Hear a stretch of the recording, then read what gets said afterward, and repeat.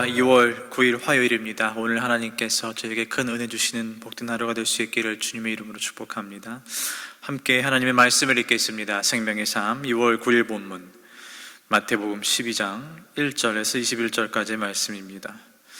제가 여기서 1절에서 13절을 읽고 함께 말씀을 나누겠습니다. 그때 예수께서 안식일에 밀밭 사이로 가실새 제자들이 시장하여 이삭을 잘라 먹으니 바리새인들이 보고 예수께 말하되 보시오, 당신의 제자들이 안식일에 하지 못할 일을 하나이다. 예수께서 이르시되 다윗이 자기와 그 함께한 자들이 시장할 때에 한 일을 잃지 못하였느냐. 그가 하나님의 전에 들어가서 제사장 외에는 자기나 그 함께한 자들이 먹어서는 안 되는 진설병을 먹지 아니하였느냐. 또 안식일에 제사장들이 성전 안에서 안식을 범하여도 죄가 없음을 너희가 율법에서 읽지 못하였느냐. 내가 너희에게 이르노니 성전보다 더 큰 이가 여기 있느니라. 나는 자비를 원하고 제사를 원하지 아니하노라 하신 뜻을 너희가 알았더라면 무죄한 자를 정죄하지 아니하였으리라.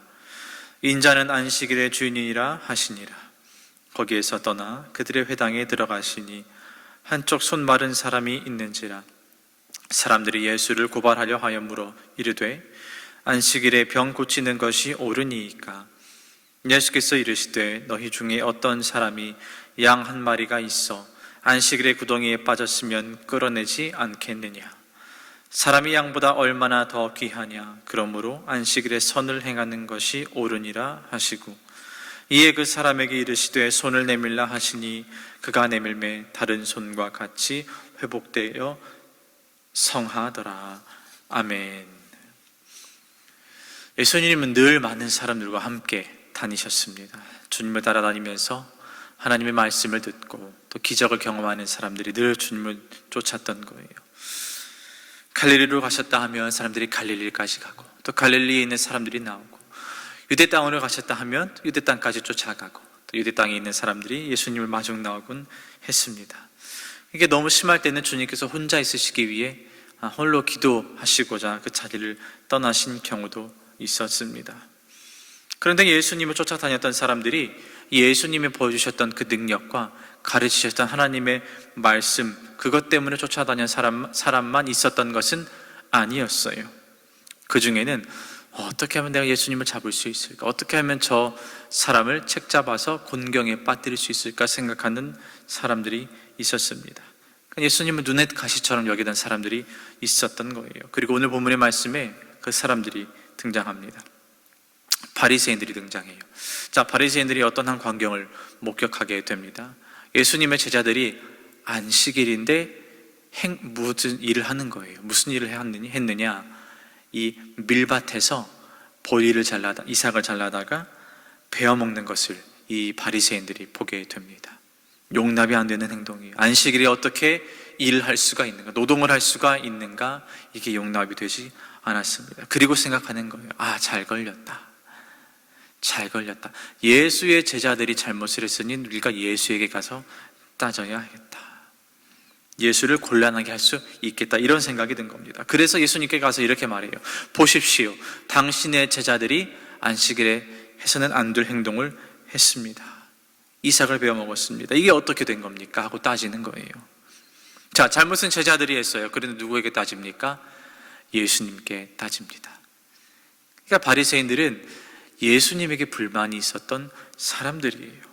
그래서 제자들이 잘못을 했지만 그 잘못을 예수님께 가지고 나아가는 겁니다. 곤경에 빠뜨리기 위해서, 트집잡기 위해서. 안식일에 무언가 하면 안 되는 일을 제자들이 했다고 예수님을 궁지로 몰아넣고자 그렇게 한 것입니다. 이것뿐만이 아니에요. 오늘 말씀의 이제 후반부 쪽을 보면 예수님께서 안식일에 한쪽 손이 마른 그 뒤틀린 사람을 보시게 됩니다. 자, 그러면서 또 예수님을 고발하려고 잡으려고 사람들이 묻는 거예요. 자, 이 병든 사람을 안식일에 고치는 것이 옳습니까? 자, 그러자 예수님 뭐라고 대답하시죠? 양의 비유를 드세요.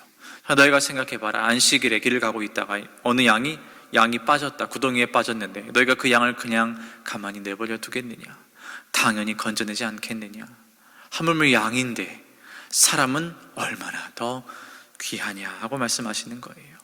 그리고 예수님이 그 사람을 고쳐주세요. 자, 생각해 봐야 될 게 있는 거예요. 여기서 저희가 봐야 할 부분이 있습니다. 예수님이 생각하시는 것과 예수님이 사람을 바라보는 시각과 바리새인들이 사람을 바라보는 시각이 완전히 다릅니다. 바리새인은 옳고 그름의 잣대로 사람을 보는 거예요. 이 사람은 옳다, 이 사람은 아니다, 이 사람은 의인이다, 이 사람은 죄인이다. 그러니까 사람과 그 외 모든 것을 이 옳고 그름의 잣대로 판단합니다. 자, 봤을 때 율법적으로 옳으면 그 사람은 의인이에요. 그런데 율법적으로 옳지 못하면 그 사람은 죄인입니다. 옳고 그름의 기준이 그들의 가치관의 중심에 늘 있었던 겁니다. 이게 바리새인들의 생각이에요. 자, 그런데 예수님을 보십시오. 예수님 다르세요. 주님은 옳고 그름을 따지시는 분이 아니에요. 주님은 옳고 그름이 아니라 무엇이 더 중요한가를 더 생각하시는 분입니다. 안식일에 사람을 고치는 것이 옳습니까? 옳지 못합니까는 사실 이 질문 자체는 예수님께 별 의미가 없었어요. 왜냐하면 주님에게 있어서 이 율법을 지키면서 무엇이 옳은가를 생각하는 것보다 더 중요했던 것은 율법을 지키는 것이 아니라 한 영혼이었기 때문이에요. 그러니까 안식일의 율법을 지키는 것이 아닌 한 영혼을 살리는 일이 예수님께는 더 중요했던 겁니다. 가치관의 차이죠. 바리새인들에게 있어서 가치관의 중심에는 늘 옳고 그름의 잣대만 있습니다. 하지만 주님은 달라요. 무엇이 더 중요한가? 그리고 예수님께 있어서 무엇이 더 중요했습니까? 율법을 지키는 것이 아니라, 안식일을 지키는 것이 아니라 한 영혼을 지키는 것이 더 중요했던 겁니다. 그런데 우리는 간혹 교회에서 아니면 가정에서 또 어디선가 옳고 그름의 잣대로 사람들을 판단하려는 경향이 종종 있습니다.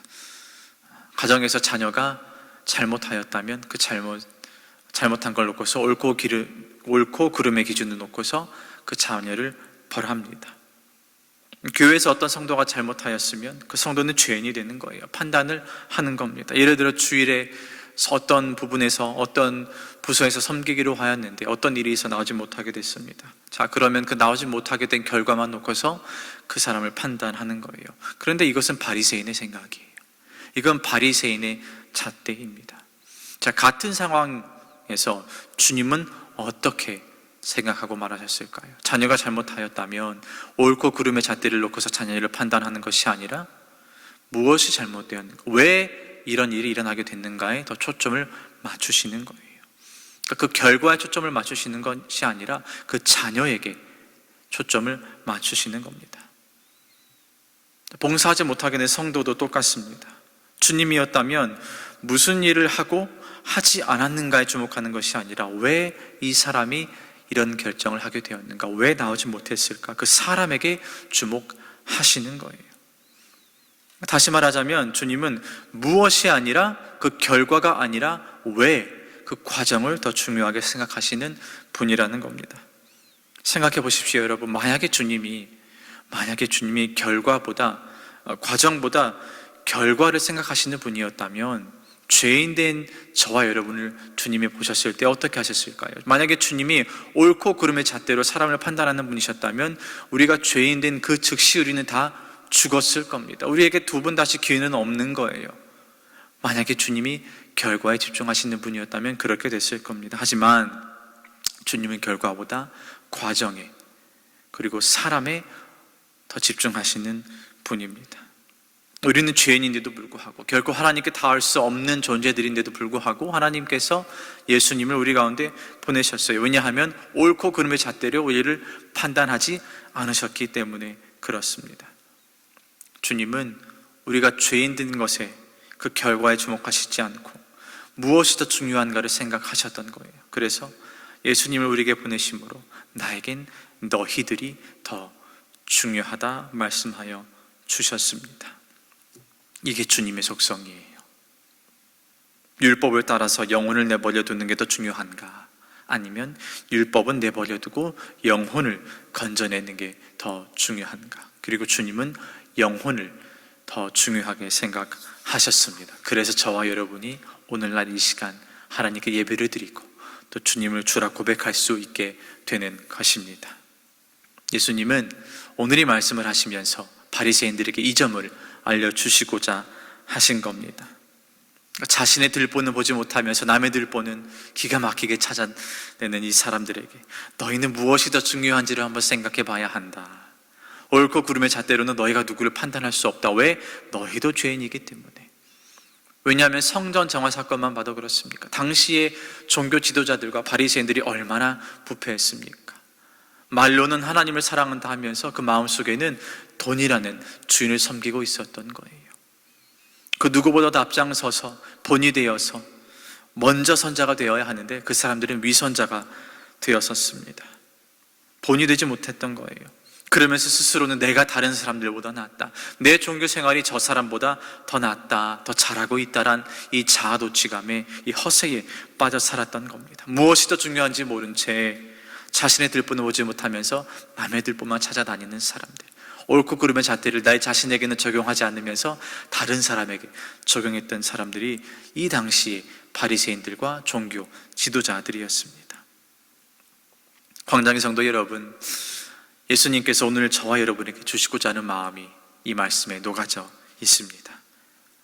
무엇이 옳고 그른지를 판단하는 것 분명히 중요합니다. 하지만 그것보다 더 중요한 게 있다는 것을 저와 여러분이 오늘 알게 되기를 간절히 바랍니다. 주님이라면 이 사람을 어떻게 대하셨을까? 나의 자녀를 어떻게 대하시고 생각하셨을까? 옳고 그름의 잣대가 아니라 자비의 잣대, 무엇이 더 중요한가를 생각해 볼 수 있는 그 은혜가, 그 자비가 우리 모두에게 있기를 바랍니다. 이것을 생각할 수 있는 복된 하루 되기를 주님의 이름으로 축복합니다. 기도하겠습니다. 하나님 아버지, 오늘 주님께서 하신 그 말씀이 우리의 마음을 꿰뚫습니다. 우리의 영혼에 깊은 뉘우침과 깨우침을 일으킵니다. 주님, 혹여나 우리의 마음 가운데 옳고 그름의 잣대로 누군가를 판단하고 정죄함이 있었다면 이 시간 우리를 용서하여 주셔서 오늘 주님이 말씀하신 자비가 무엇인지 알게 하여 주옵소서. 주님이 우리를 보시고 죄인된 우리를 보시고 옳고 그름의 잣대로 판단하신 것이 아닌 우리가 더 중요해서, 영혼이 더 중요해서 은혜와 자비를 베풀어 주셨던 것처럼 우리 또한 주님처럼 생각하고 옳고 그름을 보는 것이 더욱 중요한 것을 알 수 있는, 볼 수 있는 믿음의 시야를 허락하여 주옵소서. 감사드리오며 예수님의 이름으로 기도하옵나이다. 아멘.